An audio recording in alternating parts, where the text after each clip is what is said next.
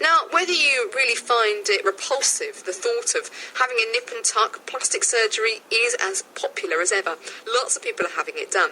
But a recent scandal that we've been talking about this morning threatens to harm an industry that many people have said is unchristian. I'm sure you've heard on the news that thousands of women have been affected by cheap silicone breast implants. A lot of people have been, quite traumatised by that news. But women are getting them removed now as a precautionary measure in order to prevent them from rupturing.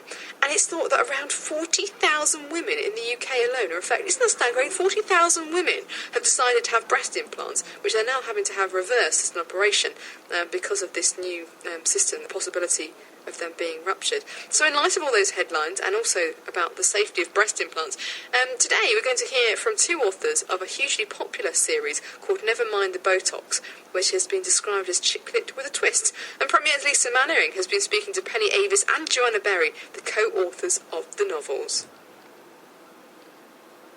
Thanks for joining us, and just to clear this up first of all though, you've been described to me as a cosmetic surgery expert, but you're not plastic surgeons, are you? No, neither of us are. No, I'm an accountant by background. And Jo, you're a lawyer? I'm a lawyer, that's right. And how did you both meet?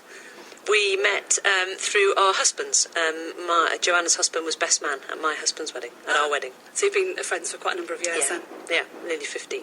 So for those that have never actually read any of your 4 books in the series, and never mind the Botox series, and how would you describe them?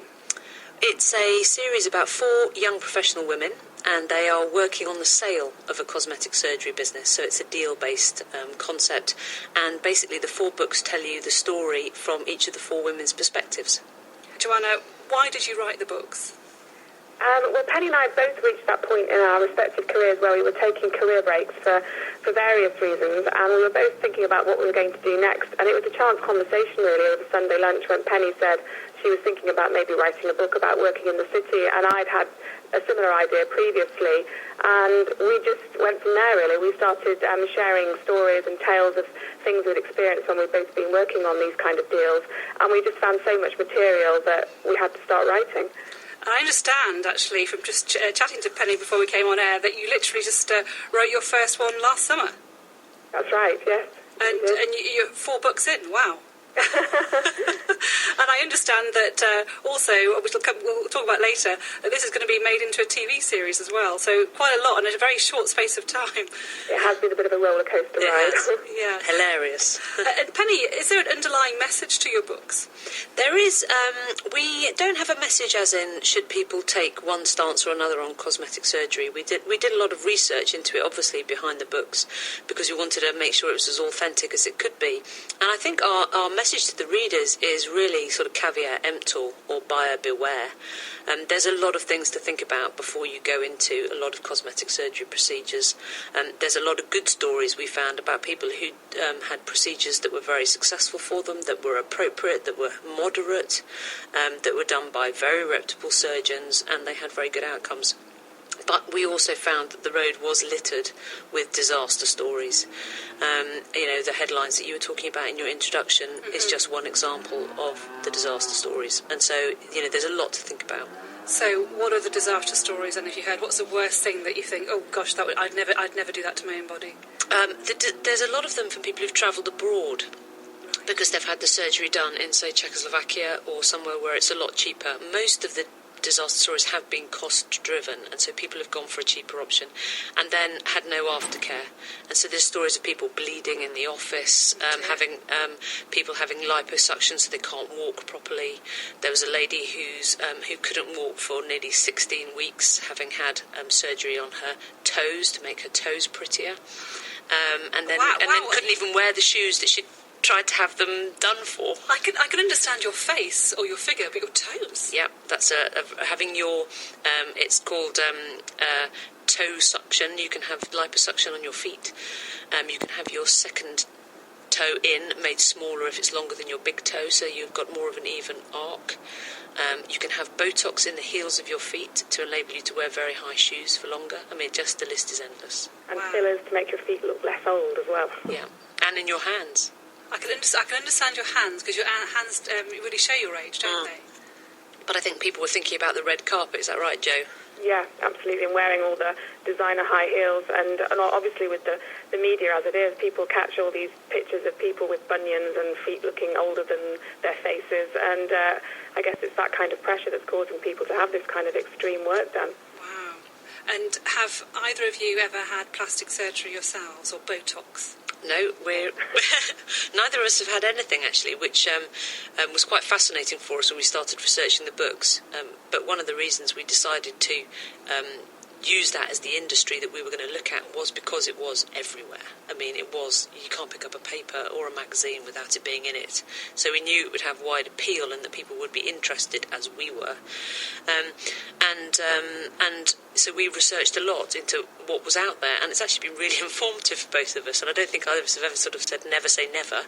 I think that's what a lot of women say. I think there's probably not a woman over 40 who hasn't probably looked in the mirror, pulled up her brows, and perhaps saw, I don't know, put a cheek sideways sort of thing, and or the decolletage upwards, and thought, I wonder what I'd look like, sort of thing. And but I guess some of the scare stories do put women off, and also a lot of Christians think, it's not that godly thing to do in terms of messing with your body. And plus, the word Botox, it derives from a toxin, doesn't it? From a bacterium responsible for botulism. So why would anybody put that in their face? Yeah, absolutely. Joe, I don't know if you want to mention the photographs that we had done.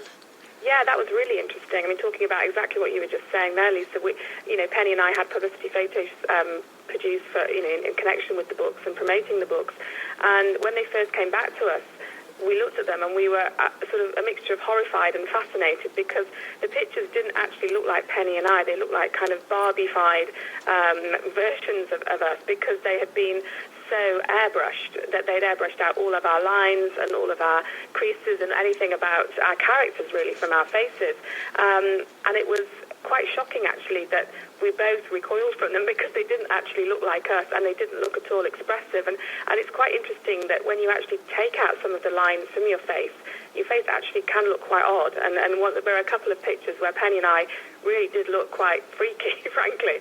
So we actually had to ask the pictures to be, taken back a level. We're quite happy to have a few minor blemishes removed, but not our entire personalities. And I think that's, it's quite a good thing for someone to do before they go and have some of this kind of work done, because at the extreme, that's what really bad work can do to people.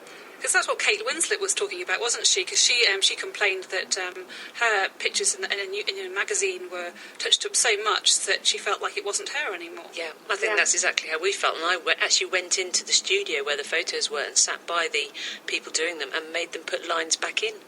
You wouldn't think that would be possible. Anyone would do that, but I was like, no, we need more lines. We need more lines. I want to be more normal. Thank you very much. So, why do you think that it's so popular? It's becoming so popular all over the world, not just in this country. Plastic surgery and Botox. Yeah, well, there's a very interesting fact actually about the growth in cosmetic surgery. There was a survey done last year. And about 4% of women in the UK admitted to having had an invasive procedure, so not Botox or fillers, an actual sort of, breast implants or a tummy tuck. But about 38% said they were considering it. Or would consider it under the right circumstances. And if there was a conversion from 4% to 38% over any sort of sensible time period, 5 years or whatever it might be, more people in the UK would have cosmetic surgery than own Sky TV. Wow.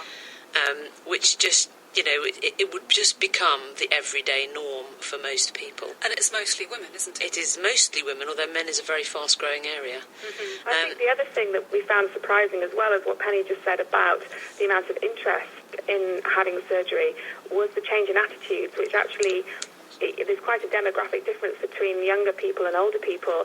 I think amongst certain women, certainly probably women over 45 or over 50, there's a scepticism and a sort of a feeling that somehow it's not the done thing, or it's not appropriate, or as you said, not Christian or morally right to have this kind of surgery. But amongst younger women, we found a very different attitude, which was very much along the lines of, well, I will go and buy an expensive face cream. This is just the next step. An attitude of, well, why wouldn't I have this work done? Which is quite interesting, and I think it is another reason why there's this massive increase in demand for it.